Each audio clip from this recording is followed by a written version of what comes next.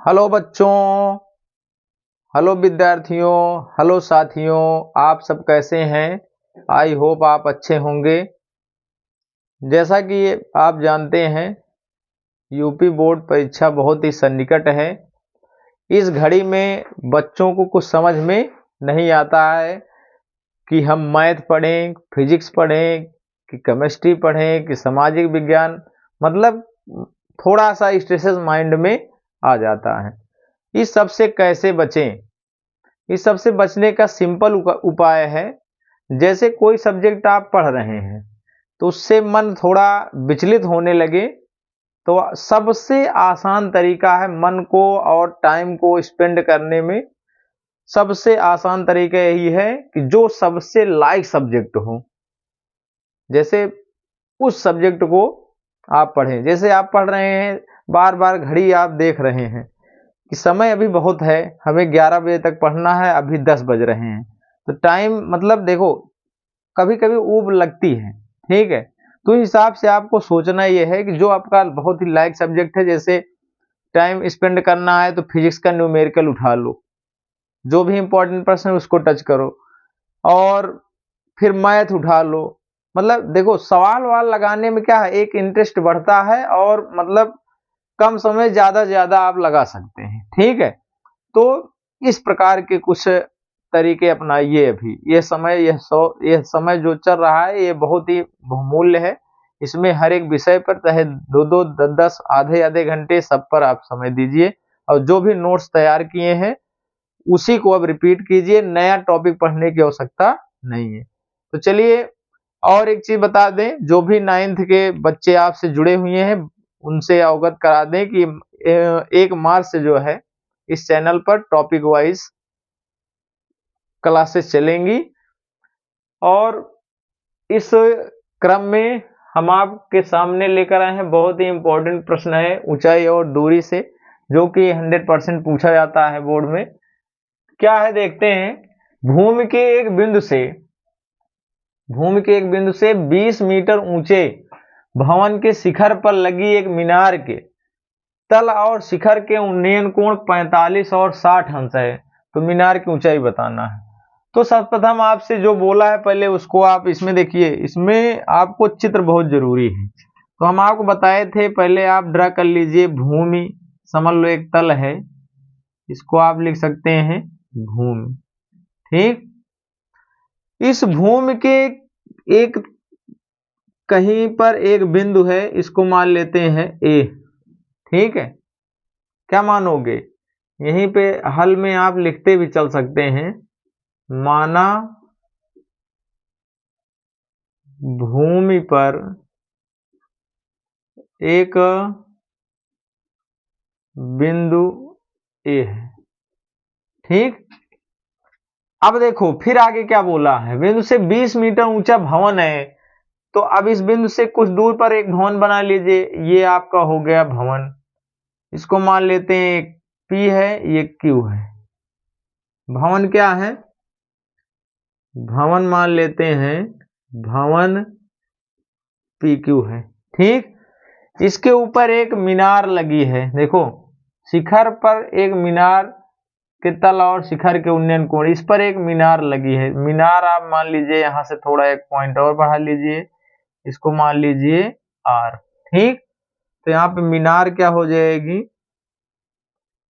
मीनार आपका हो गया PQ।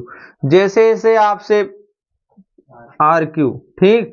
जैसे जैसे आप देखो जिस प्रकार से क्वेश्चन बोला है उसी के हिसाब से चलना है।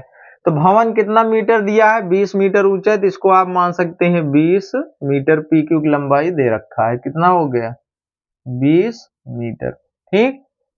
इस प्रकार से इसको डाट डाट बढ़ा सकते हैं, क्योंकि तल बहुत ही दूर तक होता है।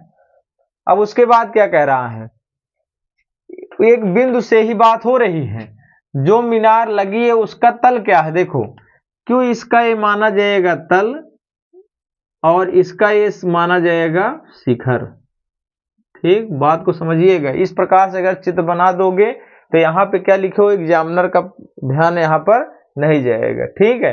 आपको सीधा चित्र से ही आपको समझ जाएगा कि आप सवाल सही डायरेक्शन में हल कर रहे हैं, ठीक है। वीडियो के अंत तक बने रहें, बहुत ही इंपॉर्टेंट सवाल है। ठीक है, चलिए अगला पॉइंट देखते हैं क्या है।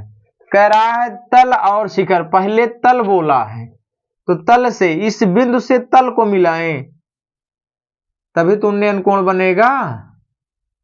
तो यहां पे उन्नयन कोण कितना दिया है, पहले 45 अंश दिया है। कितना दिया है, 45।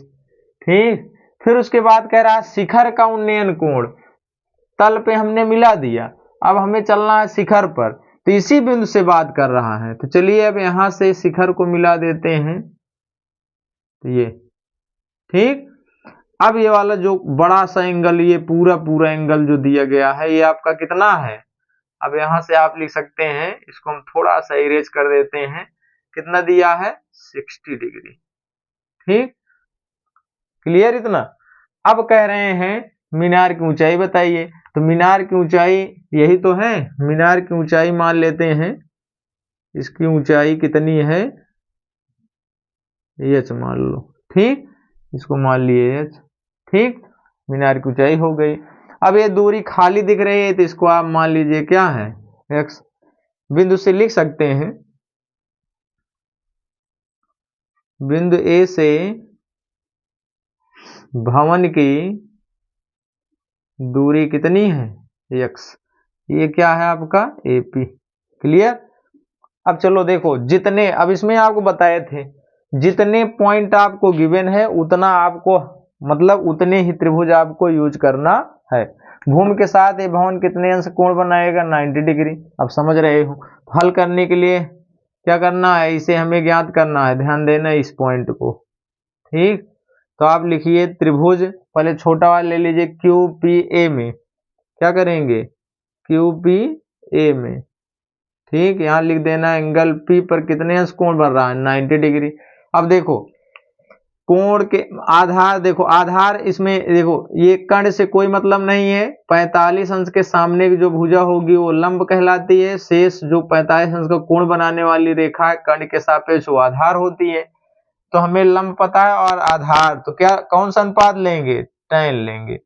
कोण कितना है, 45, 45 रख दीजिए, लंब बटे आधार होता है, 45 की वैल्यू 1 होती है, लंब कितना है 20, और x आधार कितना है x, तो x का 1 में गुणा करेंगे, x का मान कितना आ गया 20।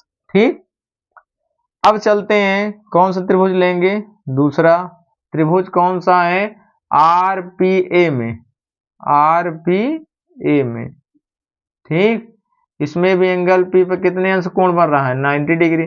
देखो ये भी लंब है, ये आधार है, तो इसमें भी tan आप लेंगे कितना, 60 अंश है, तो लंब बटे आधार, तो लंब पूरा है, तो h है और ये 20 है, तो हो जाएगा h प्लस 20, और आधार कितना है x। ठीक, 60 का मान होता है √3, h प्लस 20 है, x का मान कितना निकाले हो 20, इसका इसमें मल्टीप्लाई करा दो, कितना हो जाएगा 20 √3, और h प्लस 20, 20 को इधर करेंगे, 20 √3 माइनस 20 बराबर h। ठीक, अब यहाँ पे 20 कॉमन ले लेंगे, तो √3 माइनस 1, ये हो जाएगा आपकी ऊंचाई। ठीक, क्लियर। h की वैल्यू आपकी कितनी आ गई, 20 √3 माइनस 1, जहां पे √3 की वैल्यू कहेगा वहीं रखना है, अदरवाइज नहीं रखना है। ठीक, अगला क्वेश्चन है, सिद्ध कीजिए साइन की power 4 theta minus cos power 4 theta equal to sine square theta minus 1। तो बहुत ही एनालिसिस करने के बाद इंपॉर्टेंट क्वेश्चन हमारे समझ में आया है। ठीक है, तो चलिए इसको हम आपको समझाते हैं किस प्रकार से लगाना है। लेफ्ट हैंड साइड लीजिए, तो क्या है, साइन की power 4 theta minus cos power 4 theta. ठीक, इसमें आप a square minus b square सब संख्या बनाएंगे, तो क्या बन जाएगा, साइन स्क्वायर थीटा का whole square cos square theta का होल स्क्वायर, इसके अलावा कोई चांस नहीं। ठीक है, अब क्या करेंगे, a square minus b square बन गया, तो एक में प्लस होता है, ठीक, दूसरे में माइनस। ठीक, एक में प्लस कर दिए, दूसरे ब्रैकेट में क्या होता है, sign square theta minus cos square theta. ये सर्वसमीका है, sign square theta plus cos square theta, इसका मान 1 होता है। इसमें अब देखो इसी के अकॉर्डिंग चलना है, साइन लाना है, तो ये क्या डिस्टर्ब कर रहा है, देखो sign square theta minus cos square theta यही बचा है। ठीक, क्या करेंगे इसके बाद, आइए हम आपको बताते हैं। देखो sign square theta minus cos square theta है, तो कॉस स्क्वायर की वैल्यू रख दो, क्या होता है sign square theta, cos square का मान होता है साइन के पदों में 1 माइनस साइन स्क्वायर थीटा। ठीक, ये बन जाएगा साइन स्क्वायर थीटा माइनस का 1, तो माइनस अंदर जाएगा तो प्लस कर देगा, तो हो गया साइन स्क्वायर थीटा।